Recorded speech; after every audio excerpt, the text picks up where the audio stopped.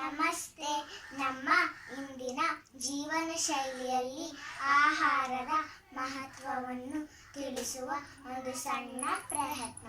Healthy food versus junk food. ಇಲ್ಲಿ ನಿಂತರೆ healthy food, ಇಲ್ಲಿ ನಿಂತರೆ ಪರಿಣಿತ, ಇಲ್ಲಿ ನಿಂತರೆ ಜಂಕ್ ಫುಡ್, ಇಲ್ಲಿ ನಿಂತರೆ Prerana doctor. Hi, I am a pizza. ನಾನು ತುಂಬ ರುಚಿಯಾಗಿರ್ತೀನಿ ಗೊತ್ತಾ?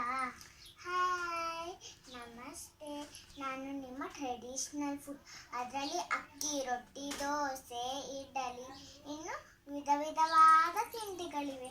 ತಿಂಡಿಗಳಂತೆ ತಿಂಡಿಗಳು, ಆದರೆ ಮಕ್ಕಳು ನನ್ನನ್ನೇ ಇಷ್ಟಪಡೋದು ಇರಬಹುದು. ಮಕ್ಕಳಿಗೆ ಜಂಕ್ ಫುಡ್ ಕೆಟ್ಟದ್ದು ಅಂತ ಗೊತ್ತಾದಾಗ ನಿನ್ನ ದೂರ ಮಾಡ್ತಾರೆ. No chance. ನಾನು ತುಂಬ yummy but not good for tummy. ಏಯ್, ರಾಗಿ ರೊಟ್ಟಿ, ದೋಸೆ ಯಾರು ತಿಂತಾರೆ? ಪಿಜ್ಜಾ, ಚಾಕೊಲೇಟ್, ಬರ್ಗರ್ ಎಷ್ಟು ಯಮ್ಮಿ ಗೊತ್ತಾ? ಒಬೆಸಿಟಿ ಬೊಜ್ಜು ಬಂದಾಗ ತಾನೇ ಜನ ನನ್ನ ಹತ್ತಿರ ಬರ್ತಾರೆ. No chance. ಹೌದು, ಬಂದೇ ಬರ್ತಾರೆ. No yes, no S.